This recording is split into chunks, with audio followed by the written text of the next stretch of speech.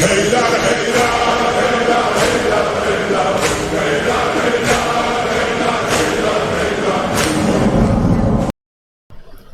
شاء الله لا حول ولا قوة إلا بالله العلي العظيم. أعوذ بالله من الشيطان اللعين الرجيم. بسم الله الرحمن الرحيم. الحمد لله رب العالمين. الصلاة والسلام على أشرف الأنبياء والمرسلين وخاتم النبيين أبي القاسم محمد وعلى أهل بيته الطيبين الطاهرين المعصومين ولعنة الله على أعدائهم أجمعين من الآن إلى قيام يوم الدين. أما بعد، فقد قال الله تعالى سبحانه في كتابه الكريم: بسم الله الرحمن الرحيم. إذا جاء نصر الله والفتح ورأيت الناس يدخلون في دين الله أفواجا فسبح بحمد ربك واستغفره إنه كان توابا. صدق اللہ العلی العظیم. محترم ناظرین السلام علیکم.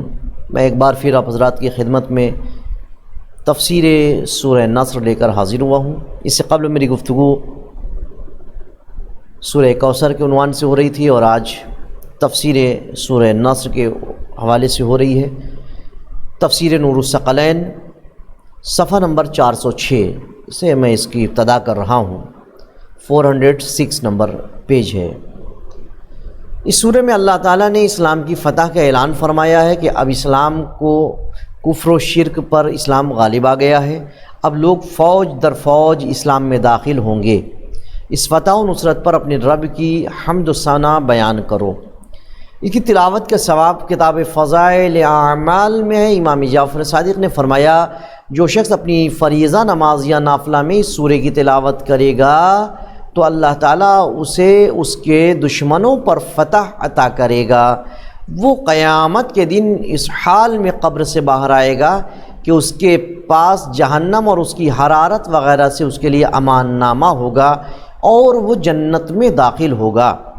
رسول اللہ نے فرمایا کہ جو شخص اس سورہ کی تلاوت کرے گا اسے اس قدر ثواب ملے گا گویا وہ فتح مکہ میں پیغمبر کے ہمراہ تھا. کتاب ثواب الاعمال میں روایت ہے کہ جو شخص سورہ نصر واجب یا نافلہ نماز میں پڑھے گا خدا اسے اس کے تمام دشمنوں پر فتح یاب کرے گا اور قیامت کے دن اسے اس حالت میں محشر میں وارد ہوگا وہ کہ اس کے ہاتھ میں ایک عہد نامہ ہوگا جو گفتگو کرے گا خدا نے اسے اس کی قبر کے اندر سے باہر بھیجا ہے اور وہ جہنم کی آگ سے امان نامہ ہے. تفسیر مجمع البیان میں کہ جس نے اس سورہ کی تلاوت کیا گویا وہ فتح مکہ کے دن رسول اللہ کے ساتھ تھا.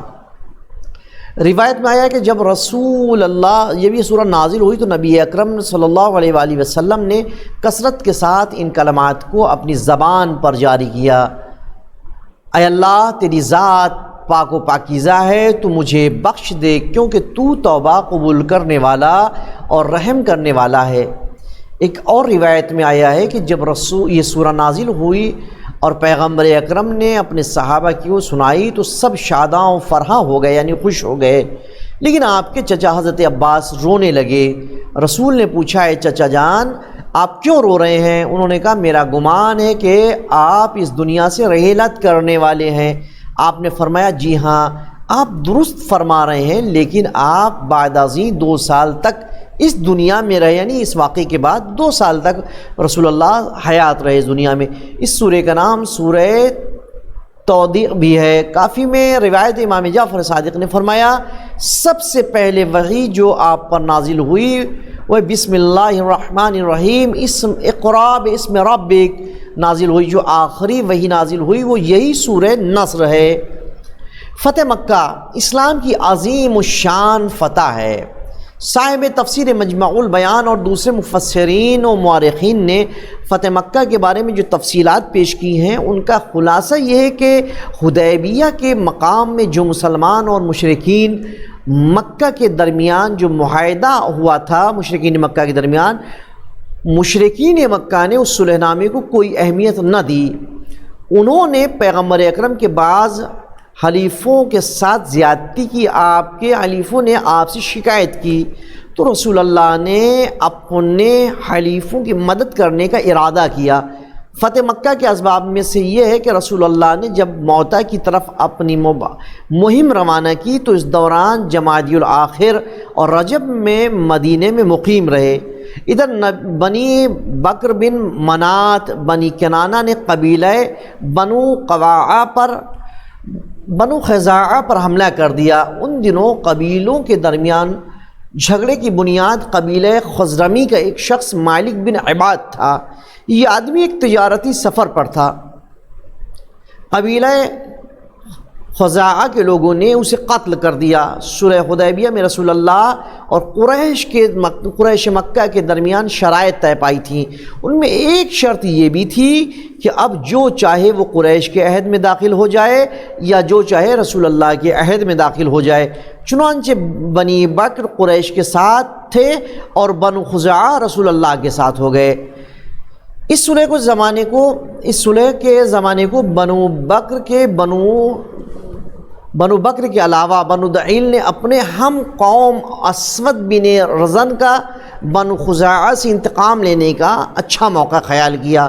اس غرض سے نوفل بن معاویہ دعیلی اور دیگر افراد کے ساتھ جن کا وہ رئیس تھا، اگرچہ تمام بنو بکر اس کے تابع و فرمان نہ تھے، سب اس کو نہیں مانتے تھے، لیکن کچھ ایک گروہ تھا، کچھ افراد تھے جو اس کو اپنا رئیس مانتے تھے اور اس کی اتباع کرتے تھے، اس کی پیروی کرتے تھے۔